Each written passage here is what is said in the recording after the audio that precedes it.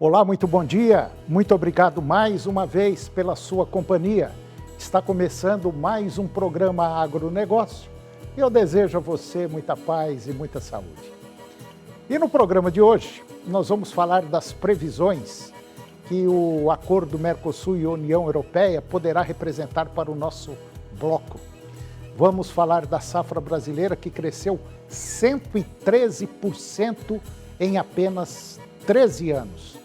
Vamos falar também da silagem de milho, principalmente neste período do ano, onde muitas propriedades estão em plena colheita da silagem. Ou melhor, colheita do milho. Vamos comentar do mercado também do milho, que vem passando por transições em relação ao preço.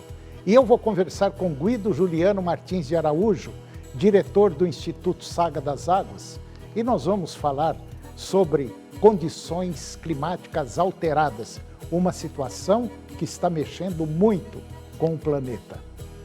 O programa Agronegócio já está no ar.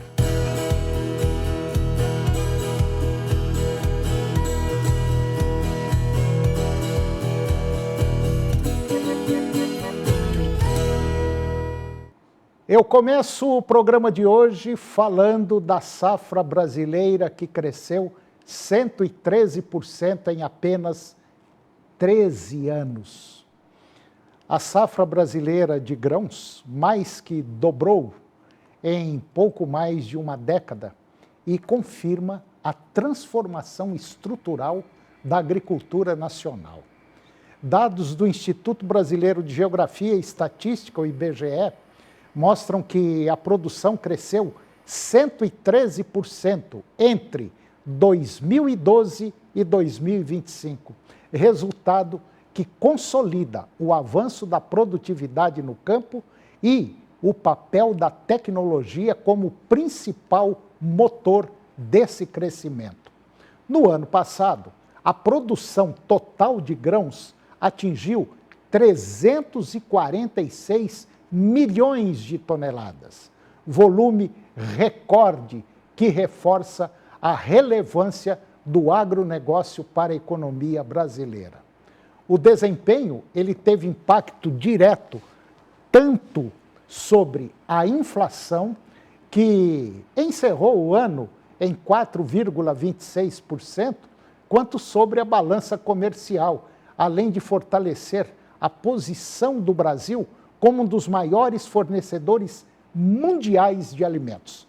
Segundo o IBGE, o resultado é fruto de uma combinação de fatores, como condições climáticas mais favoráveis e a expansão estratégica de culturas como soja, milho, arroz, algodão, além do uso intensivo de tecnologia, mecanização e inovação genética nas lavouras.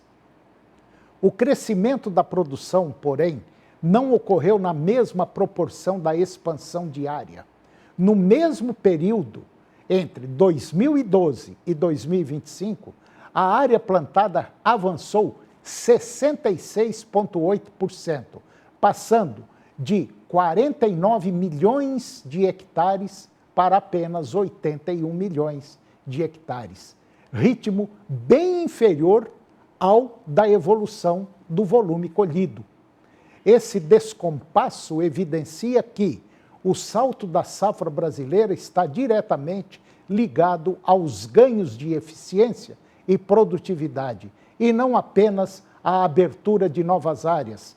Para 2026, o IBGE projeta uma leve retração de 1,8%, com produção estimada em 340 milhões de toneladas.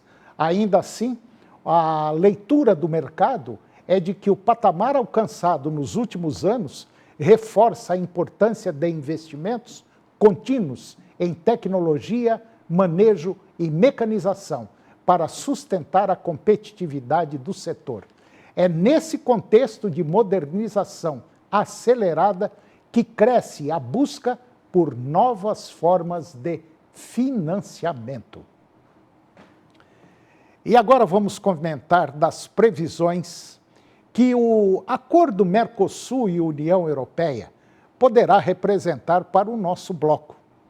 a Associação Brasileira do Agronegócio, ABAG, manifestou preocupação com o futuro do acordo de associação entre Mercosul e União Europeia, após a decisão do Parlamento Europeu de submeter a revisão do texto à Suprema Corte Europeia. Segundo a entidade, o encaminhamento representa um retrocesso no processo de integração entre os blocos e é um sinal negativo para o comércio internacional. O acordo já passou por amplas análises técnicas e também jurídicas ao longo de mais de 2 décadas. Esse novo formato e também esse novo impasse limita o potencial da parceria e adia os benefícios concretos para ambas as regiões. Pelo menos é o que afirma a ABAG em uma nota oficial. Na avaliação da entidade, a medida posterga oportunidades de geração de valor, expansão de mercado e fortalecimento das cadeias produtivas. Além disso, enfraquece o multilateralismo em um momento de elevada incerteza geopolítica mundial. Em vez de estimular a cooperação e a previsibilidade nas relações comerciais, a decisão do Parlamento Europeu fragiliza a própria União Europeia em seu esforço por uma soberania compartilhada. Para o agronegócio do nosso país, o acordo representa uma via estratégica para ampliar o acesso a mercados com alto poder de consumo e padrões regulatórios reconhecidos. Segundo especialistas, a integração entre os blocos impulsionaria setores como carnes, grãos, frutas, produtos industrializados, com ganhos também para sustentabilidade e rastreabilidade, exigências cada vez mais presentes no comércio europeu.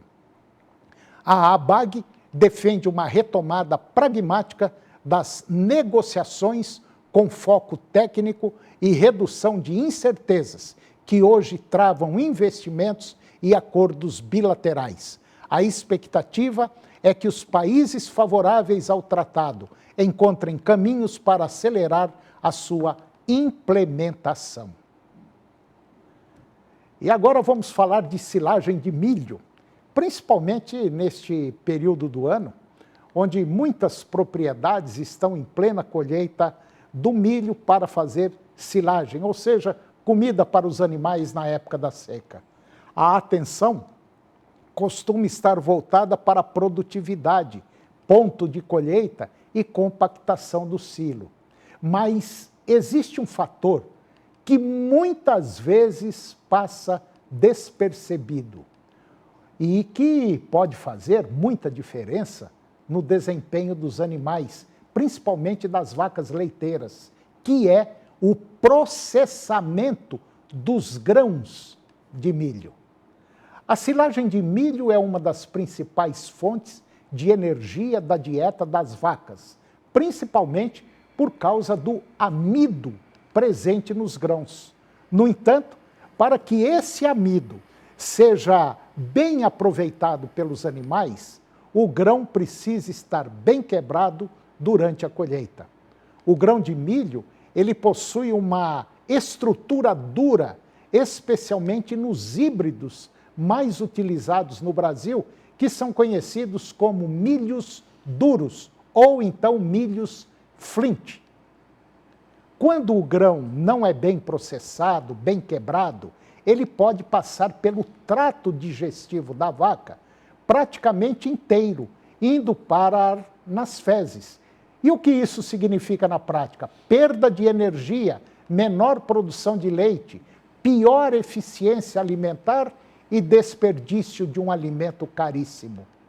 Um estudo recente com vacas leiteiras mostrou que as silagens com grãos bem processados aumentaram o aproveitamento do amido, resultando em mais leite produzido com o mesmo consumo de ração.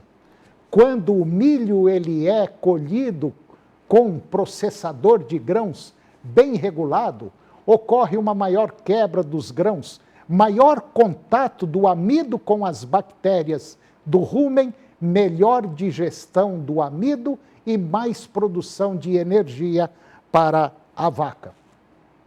Alimentadas com silagem bem processada, essas vacas produziram mais leite, mais proteína e mais lactose, sem precisar comer mais. Ou seja, produziram melhor com o mesmo alimento. O tamanho de corte da silagem também influencia de forma significativa no aproveitamento do alimento pelas vacas. A ideia principal é verificar quantos grãos de milho estão bem quebrados e quantos permanecem inteiros ou em pedaços grandes. Para isso, utiliza-se uma peneira com malha em torno aí de 4,7 centímetros, ou melhor, milímetros, que é o padrão mais usado para esse tipo de avaliação. Considera-se que o processamento dos grãos ele é bom quando mais da metade dos grãos passa pela peneira, indicando que a maioria está bem fragmentada. Em resumo, a qualidade da silagem de milho começa na colheita. E o bom processamento, ele basicamente é decisivo para a transformação do milho, do leite que vai ao tanque. Em um momento em que as propriedades estão colhendo silagem, vale a pena dedicar atenção à regulagem da colhedora e à avaliação do processamento ainda no campo.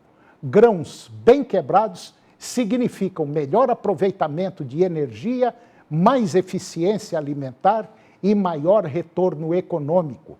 Pequenos ajustes da colheita, hoje, podem representar um grande ganho em produção de leite ao longo de todo o ano. E depois do intervalo, eu vou conversar com Guido Juliano Martins de Araújo. Ele é o diretor do Instituto Saga das Águas e nós vamos falar de um tema muito importante relacionado com as condições climáticas. Nós voltamos já, é um minutinho só.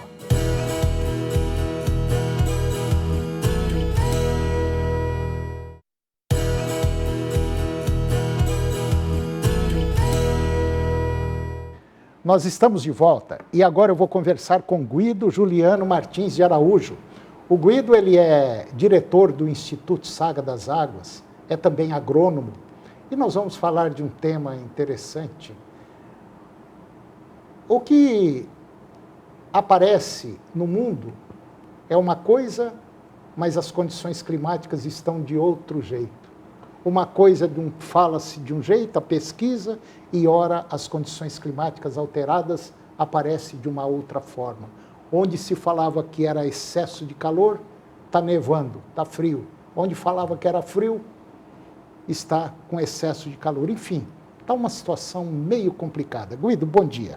Bom dia, Antônio. É mais ou menos por aí, Guido? Está assim meio estranho.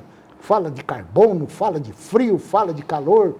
Não vai chover, daí a pouco chove. Exatamente. Eu vejo assim que elegem um culpado nesse momento, que é o excesso de gás carbônico na atmosfera, mas existem situações muito mais fortes que o próprio excesso de carbono, que na realidade não está em excesso. A quantidade de gás carbônico na atmosfera, em média, ao redor do planeta, para as pessoas que conhecem esta nomenclatura, é de 400 partes por milhão. Então, não interfere. O que está acontecendo são as mudanças climáticas, porque o clima ele é cíclico. Nós já tivemos momentos, eras de muito gelo, as eras glaciais, e já tivemos muito calor. Cientistas agora estão mostrando que a partir de 2030, ou seja, daqui a 4 anos, a Terra vai começar a esfriar. Nós estamos tendo momentos e um fluxo de calor muito grande, e daqui a pouco isso vai passar. A grande preocupação nossa, Antônio, é com a maior floresta do planeta Terra, não é a floresta amazônica. A floresta amazônica, que está em 9 países, né, evidentemente, incluindo o Brasil, ela tem 6,7 milhões de quilômetros quadrados. E a nossa grande floresta do planeta são as florestas boreais, que elas são quase que contínuas, não são, mas elas fazem parte de um arco ao redor do planeta Terra, medindo 20 milhões de quilômetros quadrados. Então é 3 vezes maior do que a floresta amazônica, e essa floresta ela está sendo devastada e também sofre com relação a esse fluxo climático de temperaturas mais altas, em que a neve está derretendo esta floresta é o grande sumidouro de carbono do planeta, grande. E as questões climáticas estão interferindo, que daqui a pouco essa situação se reverte por conta deste esfriamento que cientistas sérios estão afirmando que daqui a 4 anos nós vamos começar a ter frio, né? O degelo está fora de controle, né? Exatamente. Existe uma parte com degelo, mas nós já estamos assistindo à recomposição do gelo da Antártica. Então, no outro polo do planeta, há uma recomposição. Isso é climático. Se há uma região onde está esquentando, há outra que está esfriando. Mas nós estamos num momento de transição, Antônio.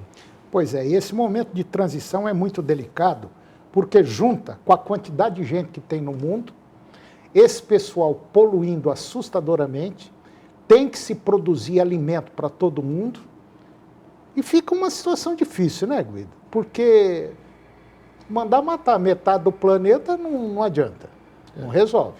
Nós temos que continuar produzindo comida para todo mundo. Para produzir comida, você não produz em cima de pedra. Você precisa de terra, de solo, de condições climáticas. Enfim, é uma situação delicada que não tem como a gente produzir pegando do nada. Nós temos que usar fungicida, herbicida, apesar que eu sou contra isso, mas tem que usar, porque se não usar, não tem comida para todo mundo. É como você tomar antibiótico, acho que você já até falou isso aqui. Tomar antibiótico faz bem para o organismo? Pelo contrário, faz muito mal. Mas é o que não deixa você morrer. É complicado, Guido. E, Antônio, a questão da poluição, ela está muito longe de estar na agricultura. A agricultura pode poluir com os agroquímicos, mas a poluição está no bicho homem. Vamos observar a quantidade de lixo que cada ser humano produz.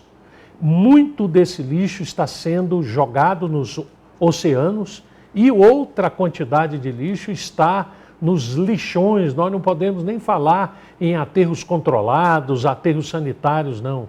E esses lixões estão transmitindo doenças, emanando gases, não só o gás carbônico, mas o gás sulfídrico e outros gases.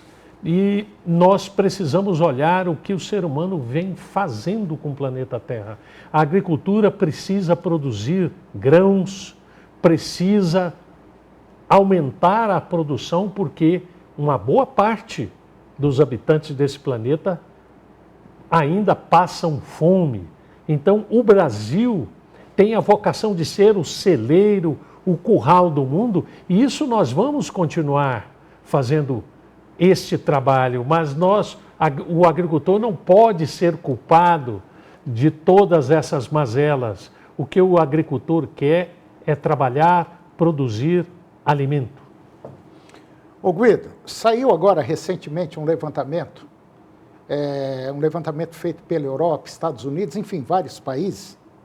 Só para você ter uma ideia, de tudo o que o mundo produz, de tudo o que o mundo produz em comida, em torno de 40% a 45% vira lixo. Então, não precisa aumentar a produção de alimentos. Precisa aumentar a consciência de cada um de nós. Ah, tem um tomate lá no supermercado que está com um risquinho aqui. Ah, não, isso aqui eu não quero, joga fora. Você vai nas centrais de abastecimento, as ceasas da vida, é uma loucura o que se joga fora assim por bobagem. E não é só aqui em Goiás, não, no Brasil não, é no mundo todo. Então, esses 40%, 45% de alimento que joga fora, que vira lixo, porque a turma não compra por uma questão comercial, poderia ser transformado em alimento. Então, nós não precisávamos estar, vamos dizer, devastando novas áreas, não precisavam estar as indústrias trabalhando como estão trabalhando. Então, existe condição, sim, de melhorar essa condição climática. Agora, depende do tal bicho-homem, né?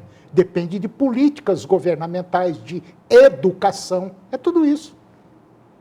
Exato. E outra coisa, Antônio, de 25% a 30% daquele alimento que entrou nas nossas casas, ele sai no lixo. É verdade. Não só ali no mercado, no Ceasa, no transporte das fazendas para o mercado, mas o ser humano não aproveita direito o seu alimento e a fome se alastra. E o agricultor, do outro lado, ele está sendo chamado para produzir cada vez mais, mas ele não sabe que boa parte daquele suor, daquele dinheiro investido, ele está virando lixo, literalmente lixo. Isso precisa ser conscientizado pela população, mas o desperdício é muito grande. Você quer ver, Guido? Uma coisa boba. Você vai a uma churrascaria, rodízio, a quantidade de comida que não se joga fora ali. O sujeito, se tiver 10 garçons, pode ter certeza, 7 coloca carne dentro do seu prato. E você não come nem metade daquilo que foi colocado no prato. É a ganância que está levando o próprio ser humano a ter esses problemas, ou o próprio planeta Terra a ter esses problemas. Nós ainda não tivemos a consciência da tal da economia, um bom senso de falar, não, tá bom, eu preciso comprar 5 pães lá em casa. Não adianta você comprar 7, porque 2 vão ficar duros e você vai jogar fora. Exato. Não é isso que acontece, Guido? Exatamente. E a situação, nós temos que observar a questão toda da produção de alimentos e a geração de lixo. Não só o alimento que virou lixo, mas os lixos industriais, que para se produzir para o homem, as indústrias também sobrecarregam demais o planeta com resíduos. E não há, assim, uma vontade. A vontade é de consumir, não há o anseio, a vontade de conscientizar a população, de fazer o que nós chamamos, Antônio, de logística reversa, principalmente nos materiais industriais, para que eles possam ser reciclados. Então, o planeta cada vez mais precisa produzir para jogar fora. É verdade. Ou seja, para muita gente ganhar dinheiro, né, Guido? Exatamente. Guido, mais uma vez, muito obrigado pela sua participação, pela sua presença. É um prazer tê-lo aqui e até a próxima. Até a próxima. Obrigado, Guido. De nada. E o programa de hoje chegou ao fim. Eu termino o nosso programa com a seguinte frase: educação é o que sobra depois que você esquece o que aprendeu na escola. Muito obrigado pela sua companhia, que Deus nos abençoe e até o próximo programa.